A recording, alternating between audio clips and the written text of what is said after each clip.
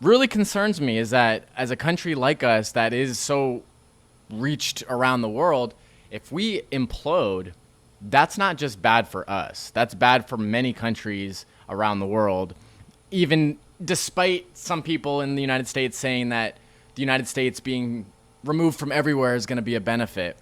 Unfortunately, respectfully, those people are not aware of the world. Yeah. And I think in my own career and my current job, understanding that, for instance, the military is not just ammo and guns and shooting, right, or and killing, right? Our military is tasked by other countries to facilitate commerce so that their boats don't get destroyed or hijacked, right? And we provide services all around the world to do these things.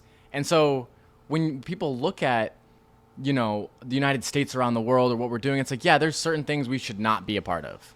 But to say all or nothing, that's dangerous. Yeah. At that point, you're saying, okay, China and Russia, we fully trust all of your decision making because they're the superpowers right now, and there's a balance that needs to figure out how it's going to mesh, but we cannot eradicate ourselves from the picture, which a lot of people advocate for.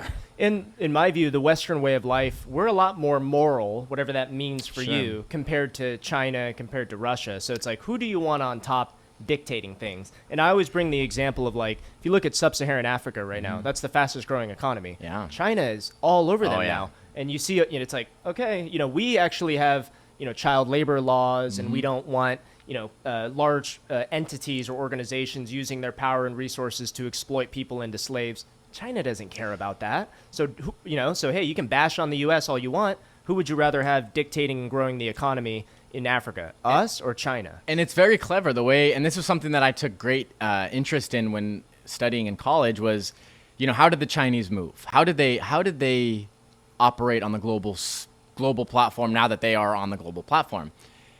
Neocolonialism is something that I don't think enough people here in the United States understand. A good example is when Obama was president. Everyone remembers him going to Africa, right? There was a trip where he went and he was saying hello to everybody and everyone. It was a big deal, and people were like, oh, that's where like birthism came up. All this just this mudslinging. But on an international level,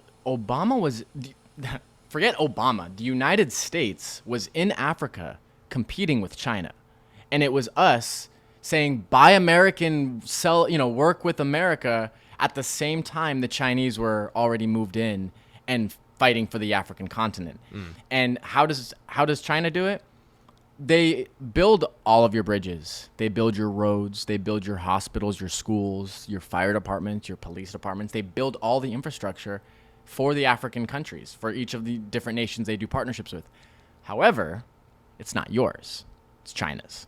China owns the roads. It's all China's infrastructure, and they employ Chinese people in these African countries to do the work. So you're not even providing labor or economic stimulus. You're building infrastructure, but that's like you're just taking over the land, especially when you call it yours. So China's moving in a very different 21st century way that I think the United States needs to be aware of, because they are making leaps and bounds by doing that in a way that doesn't compare to the pillaging that's happened in the past. Yeah. That rings a bell for me because we were talking about this earlier, but that's where that philosophy comes in, which is kind of that deeper layer underneath politics, right? In the Western way of life, we care about the sovereignty of the individual. And that translates even with the United States going to Africa. We want to help them build their own economy and society.